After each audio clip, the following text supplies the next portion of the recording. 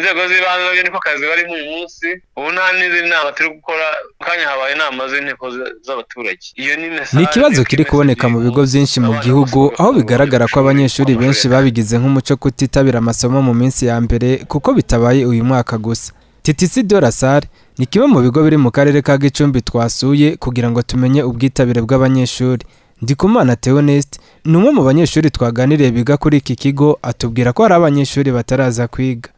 Abanyeshuri bose ntago bari bahagera kuri kino kigo kuko bamwe muri bo hari ababa bafite ibibazo nk'ibyuko bamwe baba bataruzuza ibikoresho byo ku ishuri, abandi batarabona amafaranga y'ishuri, bityo bigatuma abanyeshuri bamwe basigara mu rugo bategereje ko babibona ibyo bikoresho n'ayo mafaranga y'ishuri. Iyo twebwe tuhageze dukora amabazwa ariyo bita mu rurimi rw'amahanga welcome tests.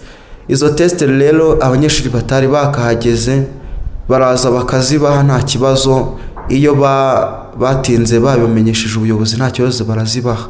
Ni mu gihe Mpozenzi Eric umwarimu yigisha ururimi rw'icyongereza n'amasomo ngiro kuri iki kigo yatubwiye ko abanyeshuri kutitabira bibabangamira kuko ngo bibasubiza inyuma mu myigishirize n'amasomo ngiro. Nkatwe nk'abarezi bitugiraho ingaruka ko iyo umuntu agiye kwigisha umunsi ukurikiyeho b'abana bisaba ko umuntu asubira inyuma kubigisha kandi batagomba gusigara, kandi hariho n'amasuzuma bakora bakigera ku ishuri welcoming test. Iyo umwana asanze abandi barayikoze bisaba ko mwarimu azamutegurira irindi suzuma ryihariye, donc urumva ko bituma umuntu akoresha umwanya atakabaye yakoresha kuko hari ibikorwa byinshi bidindira kandi bigatuma n'umwana nyuma ku myigire birumvikana.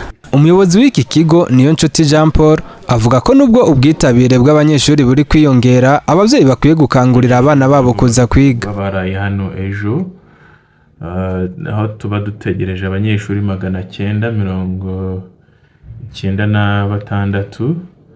Ubu ngubu rero tuvugana turi ku kigero cya 98, aho dufitemo birumvikana abanyeshuri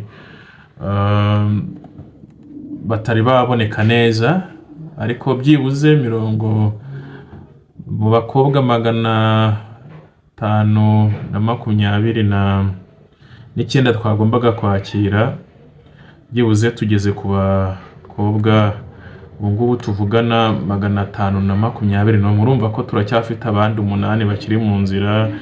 Abahungu 464 twagombaga kwakira, dufite 457, donc turacyafite abanyeshuri 18 bakiri inyuma. Ibyo rero tukabigiranya turi kuri 98 n'ibice 2 kuri iyi saha tuvugana. Iyo ni imibare twari dufite byibuze mbere. Icyo dukangurira abanyeshuri nuko bitabira kandi ku gihe, kuko umurimo mwiza birumvikana ukorwa kare. Iyo utangiye igihembwe usiba, mwarimu akinjira mu ishuri akagutangamo kazaza nyuma, urumva ko ugenda uri gukora ibyo abandi bakoze, uri gusigara inyuma. Rero nk'ubuyobozi by'umwihariko mu nderabarezi dushishikariza abacu kuza kare ku gihe kugira ngo hatagira na kimwe mu masomo bibacika. Kuguma mu rugo ntabwo tubyanze, ariko si igihe cyo kuguma mu rugo. Igihe cy'amasomo n'igihe cy'amasomo bakwiriye kugaruka ku ishuri bagahabwa amasomo aba yarabagenewe n'ababyeyi, ndetse tugasaba n'ababyeyi nabo kudufasha igihe cyose abana baje mu kiruhuko. Itariki yo gutangira leta iba yarayivuze mu message twohereza ababyeyi, turabibibutsa. Rero ndashishikariza n'ababyeyi ko bakwiye kujya bagerageza bakarekura abana mu gihe ibiruhuko birangiye. Turimo tundi babaha twibiraka n'iki, nibaduhagarike basaba abana kugaruka ku ishuri kuko igihe kiba kigeze. Abanyeshuri ni muze, babyeyi namwe mureke abana bagaruke ku mashuri yabo. Nsengimana Jean Damascene umuyobozi w'ishami ry'uburezi mu karere ka Gicumbi nawe yatubwiye byinshi kuri iyi nkuru. Murakoze no kwa mwadukurikirane ko gahunda zibe natwe niyo iki cyumweru cyose ni cyo kiduhugije n'itangira ry'amashuri turimo.